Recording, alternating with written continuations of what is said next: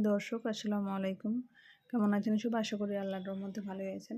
চলে এলাম আজকে একটা নতুন রেসিপি নিয়ে। চলুন তোমরা দেখি না আজকে রেসিপিটি। আজকে বানিয়ে নেব 2 রকমের ভেজ রেসিপি। একটা বানিয়ে নিয়েছি আমি ভেজ মাঞ্চুরিয়ান, আর আরেকটা মিক্স ভেজ রেসিপি। এর জন্য প্রথমে আমি গাজর, বিট, ফুলকপি, বাঁধাকপি, পেঁয়াজ এর সবগুলোকে আমি গ্রেট করে নিয়েছি, দেখে বুঝতে পারছেন। গাজর, বিট, বাঁধাকপি সবগুলো হ্যান্ড মিক্সার যেটা আছে সেটার সাহায্যে, কিছুটা গ্রেটারের সাহায্যে আমি গ্রেট করে নিই।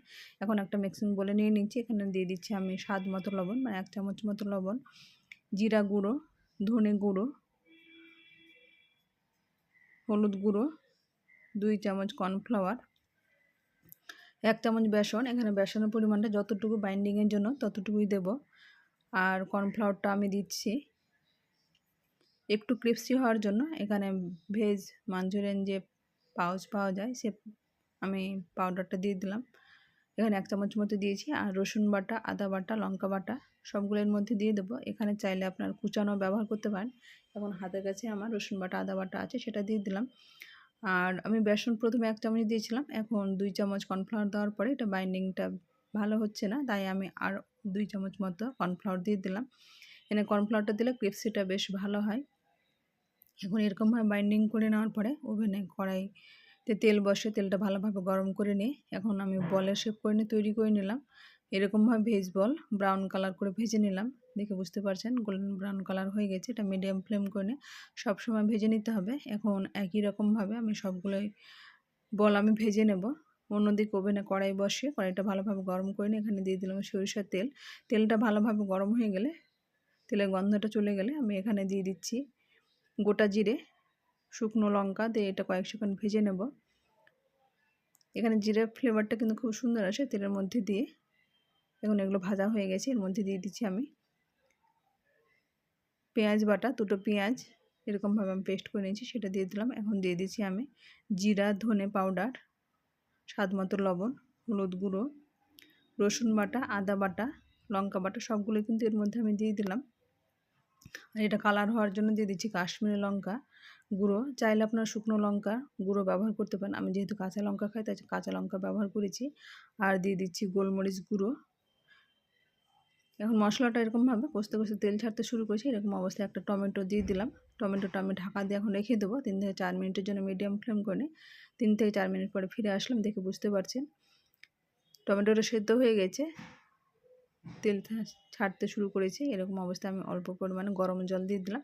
এখানে সব সময় গরম জল ব্যবহার করবেন। এখানে মাঞ্চুরিয়ানের জন্য বেশি জলের প্রয়োজন নেই, ঝোল একটু থকথকে ভাব থাকবে। এরকমভাবে ঝোলটা ভালোভাবে ফুটে গেছে। এখন এর মধ্যে আমি দিয়ে দিচ্ছি ভেজ মাঞ্চুরিয়ান মশলাটা আর গরম মশলা সবগুলো বল দেওয়া হয়ে গেছে। এখন মশলাটা দিয়ে নেড়ে চেড়ে ঢাকা দিয়ে রেখে দেবো। এটা 3 থেকে 4 মিনিট ফুটতে দেবো। ব্যাস, ওভেন বন্ধ করে দেবো 3 থেকে 4 মিনিট পরে।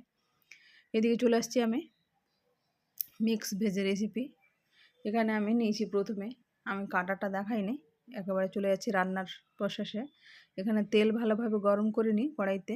এমন বেগুনগুলোকে এরকম লম্বা লম্বা করে কেটেছি, দেখে বুঝতে পারছেন। এরকমভাবে সব সবজিগুলো যেহেতু লম্বা করে সব কাটা হয়েছে তাই বেগুনটা আমি এরকমভাবে কেটে নিই। এখন লবণ হলুদ দিয়ে এটাকে ভেজে নেব। বেগুনটা ভাজতে ভাজতে কিন্তু সেদ্ধর মতো আধা হয়ে যাবে, তারপরে আমি এগুলোকে উঠিয়ে নেব। এরকমভাবে এখানে নিয়েছি আমি কুমড়ো, লাল কুমড়ো যেটা বলছে, বিনস, পটল, এখানে যে কোনো, এখন যেহেতু শীতকালীন আমি এটা গরমকালের ভিডিও করা আছে, আপনারা চাইলে এখন ফুলকপি, বেগুন, বরবটি, শিম এগুলো দিয়ে কিন্তু তৈরি করে নিতে পারেন। আমি এই আলুগুলোকে এখন এরকমভাবে ভেজে নিচ্ছি। আর ডাঁটাগুলো কিন্তু এরকমভাবে লবণ হলুদ দিয়ে ভেজে নিয়েছি। আর এই যে গাজর, বরবটি, কুমড়ো, ঝিঙা, পটল এগুলো মিক্স করা আছে, সেগুলো কিন্তু আমি একসঙ্গে ভেজে নিচ্ছি। কারণ ঝিঙা থেকে কিন্তু জল অনেক বেরোয়, এটা কিন্তু আমি ফুল ফ্লেমে ভেজে নেবো। জলটা ভালোভাবে টানিয়ে নেবো, টানতে টানতে কিন্তু অনেকটা সেদ্ধ হয়ে যায়। এরকমভাবে এটা রেডি করে নিচ্ছি। অন্যদিকে ওভেনে একটা কড়াই বসে কড়াইটা ভালোভাবে গরম করে নিয়ে সরিষার তেল দিয়ে এখানে 1 মুঠো পেঁয়াজ দিয়ে দিলাম। এখানে সবজির মধ্যে একটু পেঁয়াজ বেশি লাগবে। আর 8 থেকে 10টা মতো আমি কাঁচা লঙ্কা দিয়েছি, যেহেতু কাঁচা লঙ্কা দিয়ে সবজিটা তৈরি করে নেব।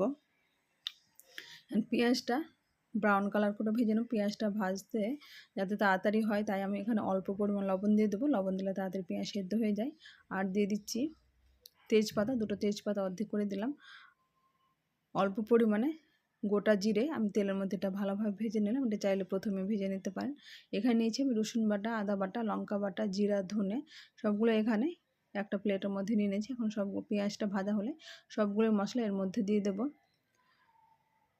পেঁয়াজটা ভাজা হয়ে গেছে, এর মধ্যে সব মশলাগুলো দিয়ে এখন ভেজে নেব যতক্ষণ না পর্যন্ত তেলটা ছাড়ছে। তেলটা ছেড়ে দিয়েছিল, এরকম অবস্থায় আমি অল্প পরিমাণ জল দিয়ে এটা ফুটে নিলাম। এখন যে সবজিগুলো আমি ভেজে রেখেছিলাম সেই সবজিগুলো এর মধ্যে দিয়ে দেব। সবগুলো সবজি এর মধ্যে দেওয়া হয়ে গেছে। এখন এর মধ্যে কিছুটা আমি মশলা এটা নেড়ে চেড়ে কিছুটা মশলা এর উপরে ছড়িয়ে দেব। এখানে মোটামুটি 5 মিনিট মতো নেড়ে চেড়ে আমি ঢাকা দিয়ে রেখে দিচ্ছি, যাতে ভালোভাবে সবজিগুলো সবগুলো এর মধ্যে সেদ্ধ হতে পারে। তেলের যে মশলাটা আছে সেই মশলাটার মধ্যে সেদ্ধ করে নেব। এটা 5 মিনিট হয়ে গেছে, মিডিয়াম ফ্লেম করে আমি রেখে দিয়েছিলাম। দেখে বুঝতে পারছেন সবগুলো কিন্তু সেদ্ধ হয়ে গেছে। এখন এরকম অবস্থায় আমি দিয়ে দিচ্ছি 5 ফোড়ন আর শুকনো লঙ্কা, এটাকে আমি ভেজে নিলাম। এগুলো দিয়ে আপনারা একবার সবজি তৈরি করে দেখবেন, খেতে কিন্তু মশলা অনেক টেস্টফুল হয়। আর এটা হোমমেড ভাজা মশলা গুঁড়ো আছে, জিরা, ধনে, তেজপাতা এগুলো দিয়ে আমি ভাজা মশলা করে রেখেছি। সেই মশলাগুলো এর মধ্যে দিয়ে আমি নেড়েচেড়ে ওভেন বন্ধ করে দেবো। খুব সহজে তৈরি হয়ে গেছে মিক্স ভেজ রেসিপি। আমার রেসিপিটি কেমন হয়েছে আপনারা অবশ্যই কমেন্ট বক্সে কমেন্ট করবেন।